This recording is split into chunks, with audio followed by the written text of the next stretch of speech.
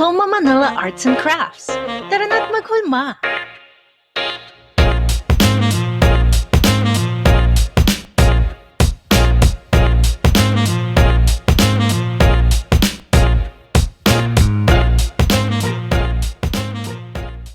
Hi guys! Welcome to Hulma Manila. For today's video, papakita namin sa inyo kung paano gumawa ng simple burger gamit ang ating Hulma Air Dry Clay. So, sa video na to, gagamit pa rin ako ng silicone mold para sa ating measurements ng ating burger. In this tutorial video, you will encounter measurement C1 to C10, which stands for each circle on your sphere mold. C1 is the biggest circle, while C10 is the smallest circle. So, simulan na natin. Para sa buns, gagamit ako ng cream color na clay. Yung lower part ng ating buns, ang measure na gagamitin natin is C4.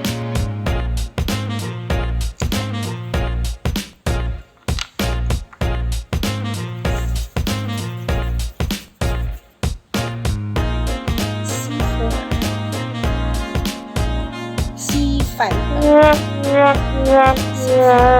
Then sa upper part ng ating buns, ang gagamitin natin na measurement ay C4.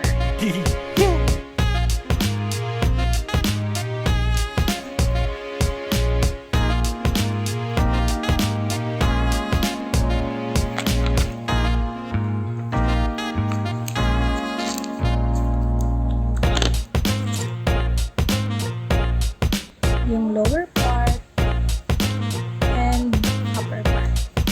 Sa lower part natin, ipa-press lang natin siya using Acrylic Block para mag-flat. Then yung upper part, okay na siya. Ito-texture natin yung buns gamit yung old toothbrush ninyo para magmukha siyang tinapay talaga.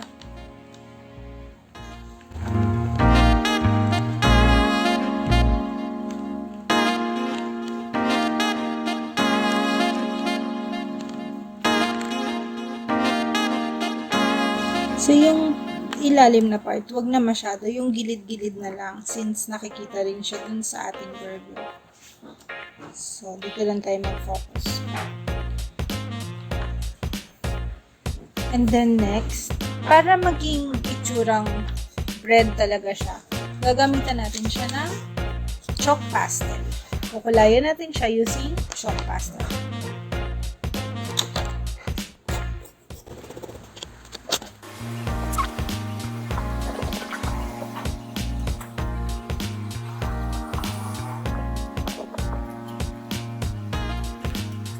So, ayan. Tabi muna natin ang ating buns.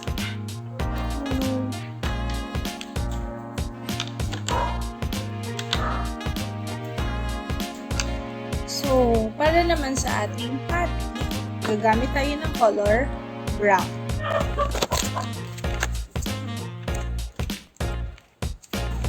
Color brown na clay. Sa measurement ng ating color brown na clay, gamitin natin ng C5. A few moments later. Sa pag-texture naman ng ating patty, gagamitin natin ay foil. So, kulang kayo ng foil, tapos bilugin nyo lang siya. Then, ito yung ating pang-texture sa ating patty.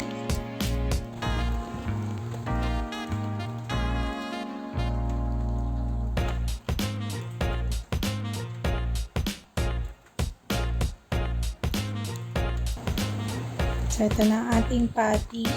At para maging mas makatotohanan siya, lalagyan natin siya ng sunog-sunog kunyari. So, gagamit tayo ng black na chalk pastel.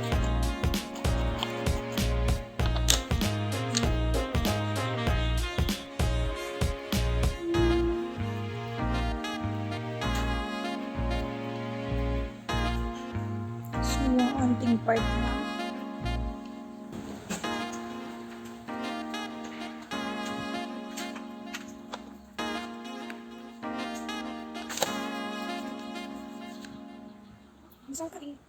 Para naman sa ating cheese,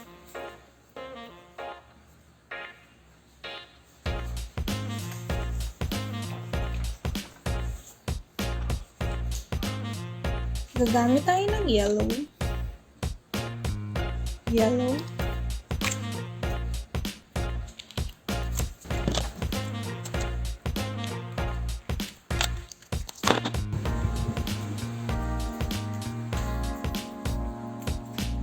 Flat natin using Hulma.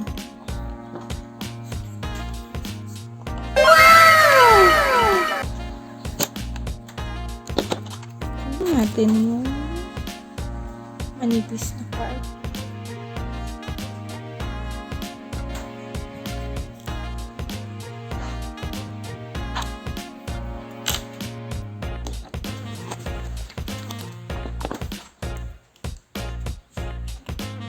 Para sa ating mayonnaise, gagamit tayo ng acrylic paint white and red para sa ating ketchup.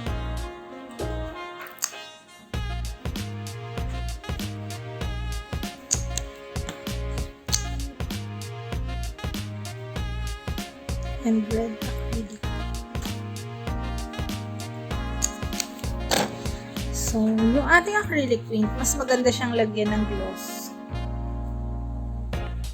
Ng ating Hulma Clay Gloss.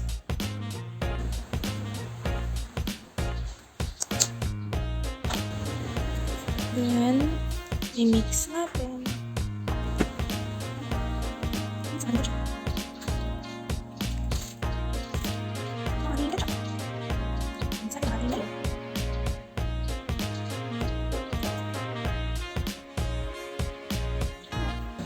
So, i-assemble na natin ang ating burger.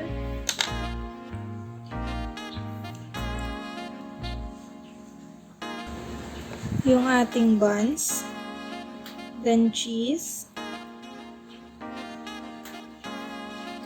yung ating mayonnaise. Ilagay na natin ang ating mayonnaise.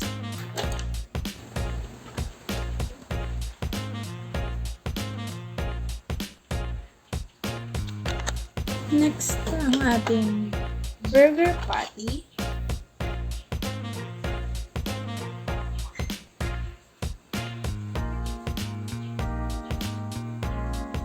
And then, ketchup.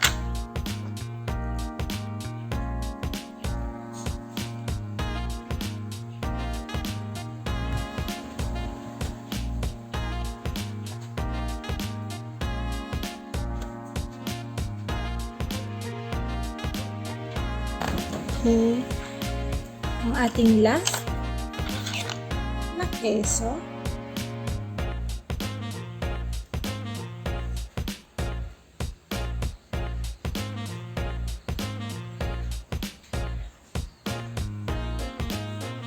At ang ating buns for top. And here, now is our miniature burger. Yung mga ginamit namin na materials para sa video na ito ay ilalagay namin sa description box below para pwede nyo siyang ma-order sa aming SHOPEE account.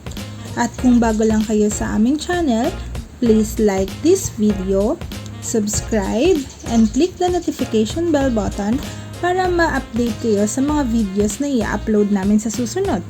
Maraming salamat guys! Thank you for watching! Tara na at maghulma!